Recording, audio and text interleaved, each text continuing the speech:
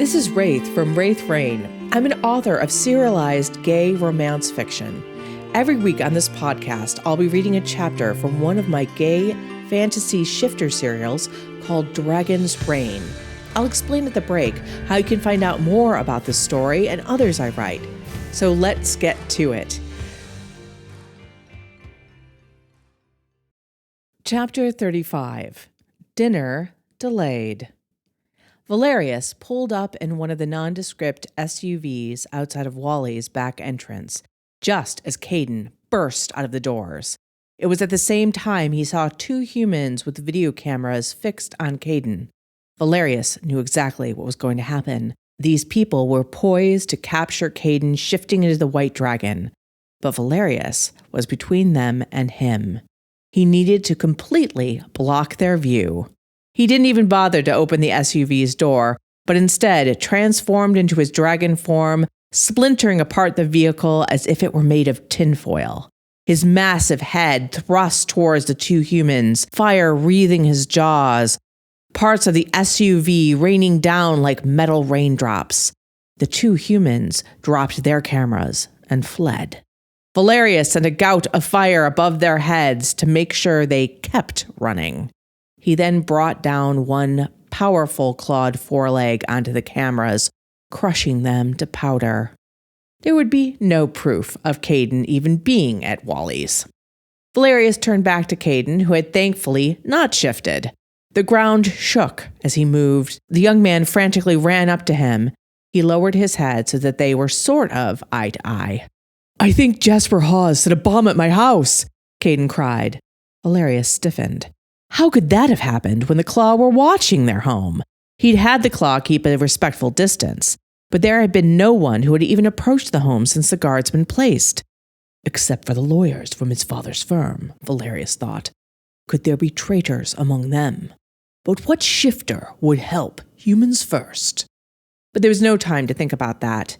He would have to assume that somehow it had happened, and he would have to bring Caden. "Do not shift, Caden," he sent, hoping that their connection would send it. But Caden was already frantically telling him, "I can't shift! It isn't working!" The young man was too emotionally stressed to let the shift take over. Without a second's hesitation, Valerius swept Caden up in one gigantic claw. The young man let out a surprised squeak, but then Caden adjusted himself, resting his elbows on the top of Valerius's claw. "Don't worry about me. Fly as fast as you can," Caden called up. Valerius lifted up into the air with powerful beats of his wings. The downdraft caused the car parts to scatter as if they were as light as fall leaves. The scrape and clatter from their movement along the pavement and striking the back of Wally's shop was soon lost as they rose up and up into the air, and then Valerius shot towards the Bryce house. "There! My house is there!" Caden thrust out an arm towards where his family's home was located on the mid. But it was unnecessary. Valerius could have found Caden's house with his eyes closed. He circled, looking for the best place to land. There was a cul-de-sac at the end of Caden's street that was just large enough to accommodate him, so long as he tucked his wings in tight almost immediately. The neighbors gazed up, pointing, staring, gaping, and crying out as Valerius landed. Lightly for him. But still, the ground shook violently and the trees swayed perilously from the downdraft from his wings. He gently put Caden down and the young man was already running, even as he transformed back into his human form. The 4 Claw agents that were dressed in civilian clothes immediately raced towards him. Caden dashed through them, nearly knocking them down like bowling pins. One of them was Nagoye. "There may be a bomb in the Bryce residence," Valerius shouted at them without slowing down. "We need to get all of the people out now." He then picked up speed and passed Caden up the stairs. He wrenched open the front screen door, which came off of its hinges, and tossed it to the side. Tilly, who had just been coming down the stairs, stared at his naked form with her mouth open. He did not explain, simply grabbed her around the waist, spun around, and shoved her into Nagoye's arms. "Take her out and far away," Valerius commanded. Nagoye easily carried Tilly out of the house, even as Tilly called out, "Caden, what's going on?" Valerius followed Caden into the kitchen where his mother and father were standing. His mother had on a pair of oven mitts, while her husband had a towel thrown over one shoulder. They were clearly in the middle of preparing dinner. There was a toothsome smell of meat roasting. "Caden?" Mrs. Bryce asked, eyes wide. What's the meaning of this? And King Valerius, why are you naked? Mr. Bryce looked Valerius up and down, eyebrows rising. Humans and their fear of their own bodies is so strange, Raziel muttered, the first words it had said since the whole affair began. When things were tense, they worked as one. We've got to get out of here, Mom, Dad. Caden grabbed Mrs. Bryce's wrists and tugged her towards the front of the house.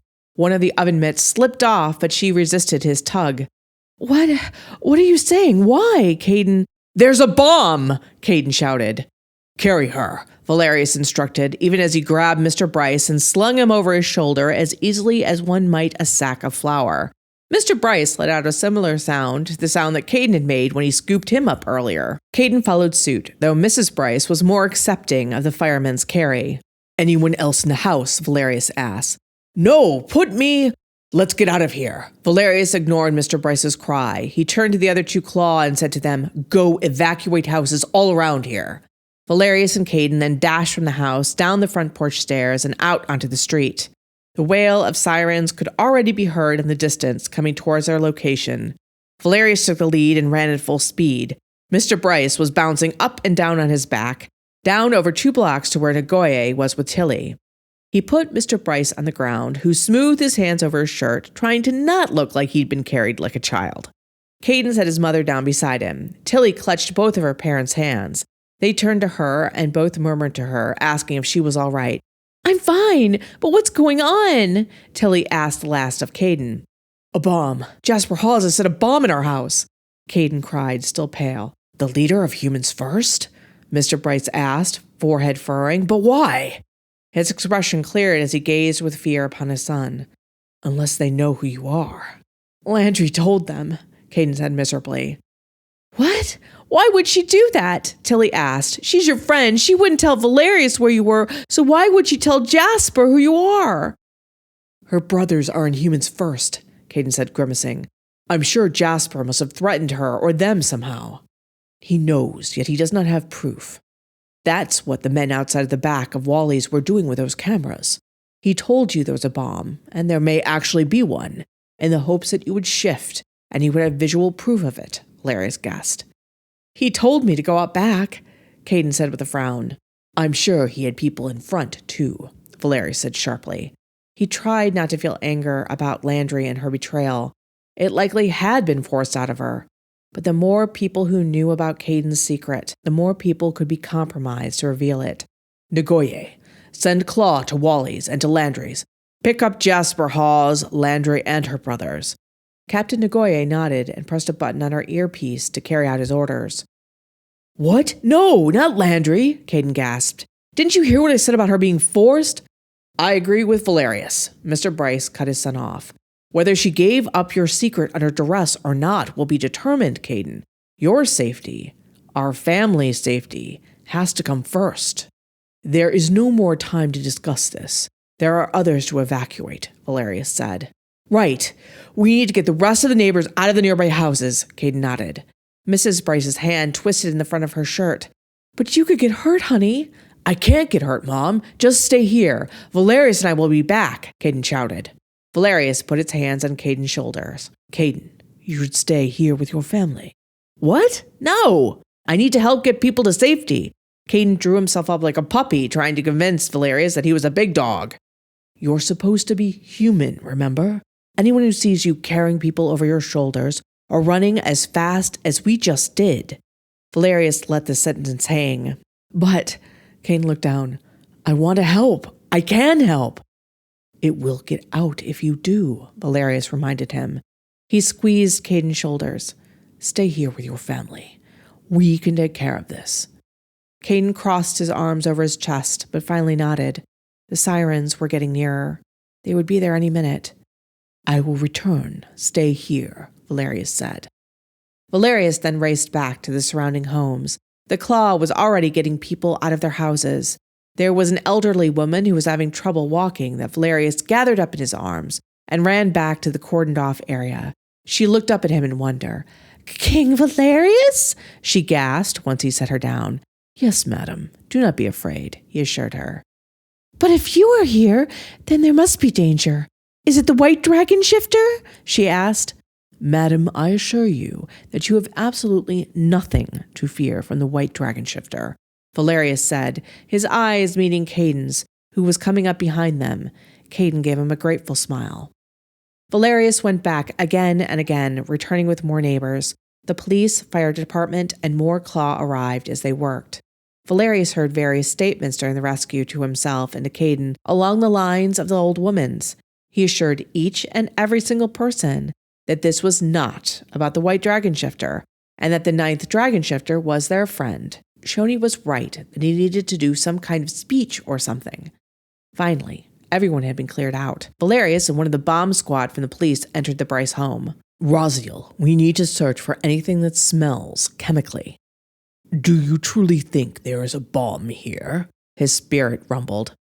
I am guessing not, but we must search every inch of this property and the adjoining ones nevertheless, Valerius said. We cannot allow Iolaire and Caden to remain here.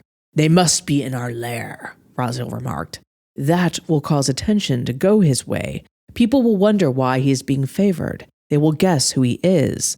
Valerius reminded his spirit. He felt the same way, but having Caden live in High Reach would not keep Caden's identity a secret. Why would they wish to be hidden? They should fly with us openly. They are not safe apart from with us, Raziel pointed out. Caden wishes to act like nothing has changed. Iolaire is too kind to say the truth to him, unlike how I speak to you. Valerius snorted. Indeed, you do not mince words with me, Raziel. It is best this way. I actually tend to agree. The bomb squad person was a female werewolf. Unlike human bomb squad members, she needed none of the heavy armor. She would shift into her werewolf form if necessary, and that would protect her far better against the bomb than any human-made material. She sniffed the air deeply. Her brown eyes flickered everywhere. Do you smell anything? He asked her. Some really nice beef with rosemary, thyme, and garlic, she grinned at him. He returned the grin. How shall we begin? Let's split up. You take the first floor, I'll go to the basement, then whoever's done first will head to the second floor. Any more information about the bomb's components? It would be good to know what I'm sniffing for, she explained. No, but I would assume they would be similar to the ones we've already had to deal with, he said. C4 then. Good to know. All right, good luck, she said and went downstairs. The two of them spent over an hour going through the Bryce home to make absolutely sure there was no bomb. The adjoining homes had come back clean as well. It had been just a ruse to expose Caden as the white dragon shifter as Valerius had thought. The female werewolf turned off the oven just as the roast was done and pulled it out, tenting it with foil. He half expected her to start making gravy with the drippings. It would be a shame for this to go to waste, she explained sheepishly when he gazed at her questioningly. Seems like there was something special planned here tonight. Yes, a dinner party, he sighed. It's safe to bring the family back. Do you wish me to give the word to return them here? She asked. He nodded. I hope you are enjoying Dragon's Reign so far. As you likely know at this point, I write a ton of other serials just like it. If you enjoy shifters, you probably like vampires. One of my favorite vampire serials I've written is called The Abyss. Think of vampires in space, and you'll have just a taste of what The Abyss is about. In The Abyss, Anarian Grey is half vampire, which gives him special powers that none of the other space marines have, but they also isolate him from the rest of humanity and vampire kind too, except for the vampire leader Lord Abaddon. When Anarian serves on board the vampire flagship, The Abyss, he discovers that Abaddon wants him for more than just being the first, and potentially only, human-vampire hybrid. I warn you, there is a threesome action in this, but it's a lot of fun. You can read the first 5 chapters of The Abyss for free by clicking on the link in the description down below. She brought up the walkie-talkie to her lips and spoke to someone on the other end. They reported back the Bryces and the other neighbors were being escorted to their homes. Does King Valerius have any orders regarding what we can tell people happened here? The male voice on the other end of the line asked. The werewolf looked over at him. For right now, tell them it was a bomb threat, but that the threat was false, he said. He was tempted to let them know it was humans first who had made the threat, But that would come soon enough. The press were already outside. He could hear the thump of the chopper blades. He was sure every moment was being breathlessly reported. He was sure the various experts were opining on the cable news about what could possibly be happening here. Valerius was still naked. He could almost imagine the even more tittering coverage if he were to leave the Bryce home and be spotted by one of the cameras. He was about to ask the werewolf to request clothes be brought to him when there was a sound of clattering footfalls in the hallway. In seconds, Caden was in the kitchen running towards him. The young man threw his arms around his neck in front of everyone. They had kissed. Valerius wrapped his arms around Caden. The young man clutched at him. He could feel Caden's hot breath against his chest. The rough press of Caden's jeans against his cock were causing arousal to pulse through him. He really needed some pants of his own.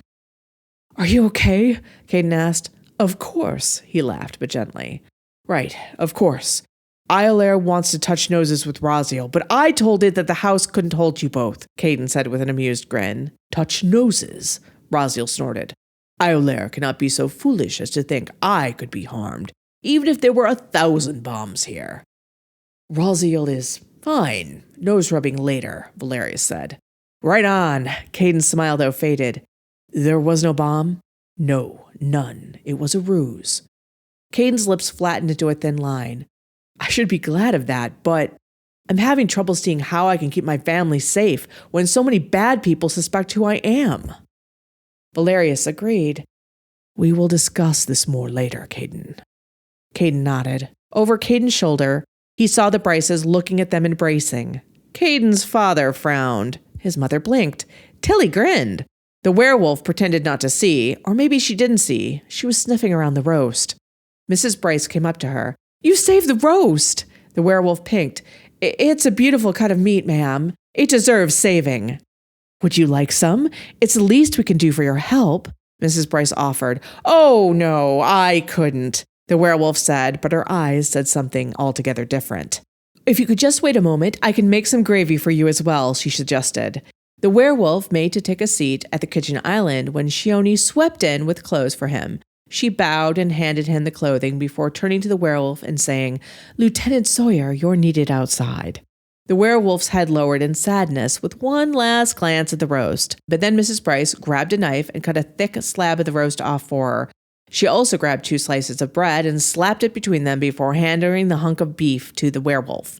"Here, some food to go," Mrs. Bryce said. Lieutenant Sawyer grinned and took a large bite. She let out a moan of pleasure. "Oh, you make a mean roast, ma'am." Mrs. Bryce smiled. "Thank you so much for your help." The werewolf nodded, smiled again, and headed out. But she was soon replaced by another female shifter. It was Rose. "Rose!" Tilly cried and embraced the swarm shifter. Rose looked slightly surprised by being embraced, but in a good way. She lightly hugged Tilly back, though her one hand was holding onto a basket filled with tomatoes and some flowers stuck on top. "Rose!" Caden joined in on the greeting. "Where's Wally and Landry?" But he lowered his head as he realized what he was asking. "The police took Landry away, Caden. Wally went with her," Rose said, but he didn't look or sound upset. "What about you? Is everybody all right?"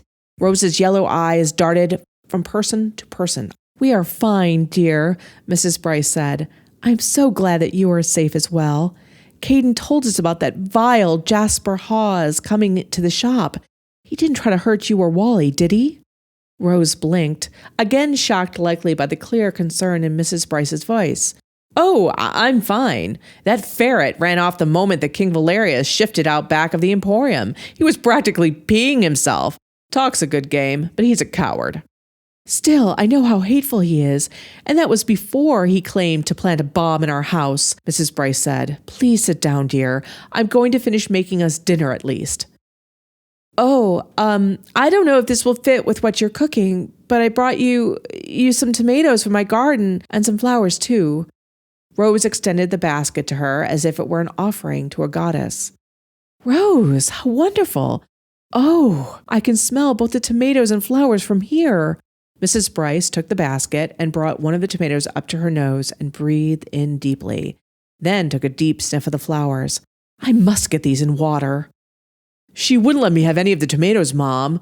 You'll let me have some though, right? Right? Caden begged, even as he still clung to Valerius.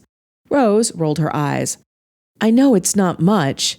But then, like her daughter, Mrs. Bryce embraced Rose. Don't be silly. This is wonderful. I love it. Rose relaxed into the woman's arms after a moment, and her eyes closed. She reminded Valerius of a flower, starved of sunlight until now.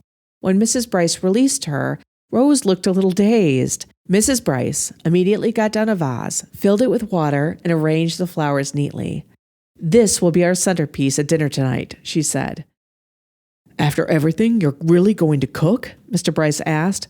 We're not going to let this roast go to waste, or these tomatoes. Besides, everyone is hungry, aren't they? When no one disagreed with her, she nodded. We need to talk, too, about humans first, about what we tell the neighbors, about everything. Valerius tended to agree with that as well. He met Shione's gaze, and he guessed she had much to tell him. Caden, let's help your mom with dinner, Rose suggested. I want to as well, Tilly cried. Absolutely, pet, Rose told her. But you're the guest, Rose, Caden said, even as he reluctantly released Valerius from the hug. Tilly and I will help. Sorry, Mom, that we didn't offer ourselves. It's fine, Caden, but I do need you to mash the potatoes. You always manage to make them creamy, Mrs. Bryce said. Caden immediately went to the stove and grabbed a pot of potatoes that the lieutenant had turned the burner off on. He checked to see that they were fork tender, which they must have been, and went to drain them. I'll get the table set. Tilly immediately went to one of the cabinets. She then looked back at him and Shione. You guys are staying for dinner, right? Only if we are invited. I do not wish to intrude, Valerius said awkwardly. He had not intended to be here for dinner, but then again, he had no intention of leaving Caden either. Of course you are. I know it's not as fine as the meals you have at the palace, Mrs. Bryce said almost shyly. It smells lovely, Shione said, admiring the roast with the same desire as had Lieutenant Sawyer. Mrs. Bryce had already placed the roast on a cutting board, the meat still tented, but had taken the roasting pan to the oven and was making a gravy with the drippings, wine, butter, and flour. The scent had Valerius's stomach rumbling. Perhaps, King Valerius could put on some clothes before dinner? Mr. Bryce suggested with a meaningful tilt of his head towards the bathroom. He associates nudity with sex, and considering how he was holding Caden naked, his mind must be going in circles right now, Valerius thought.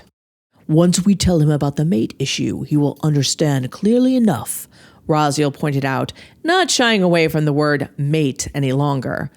I think that will only make things worse, Raziel. He will have to adapt. He may throw legal books at us, but they cannot hurt us. Raziel snorted, amused, and sent him the image of Mr. Bryce heaving thick law books at them across the room. Of course, I will use your bathroom. Please excuse me, Larry said politely. I will help Tilly with setting the table, Shione offered graciously.